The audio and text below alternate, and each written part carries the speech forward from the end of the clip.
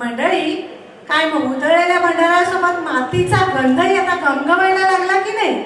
अहो, गंध दरवळणारच. अस्सल मराठी माती आहे ही. अध्यात्म आणि नैतिक शिकवण देणारे मराठीतील रूपकात्मक नाट्यगीत म्हणजे भारूड. बहुरूढ ते भारूड. व्यवहारात भारुडाचा अर्थ कंटाळवाणी निरर्थक बडबड असा आहे.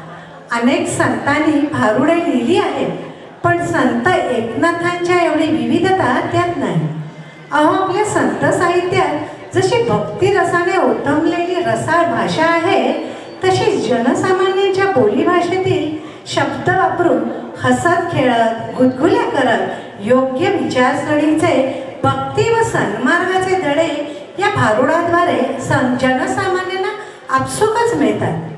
आता जे भारूड सादर होणार आहे त्यातून समाजातील सत्सत विवेक बुद्धी देवीला दार उघडण्याची कळवळून विनंती करत आहे.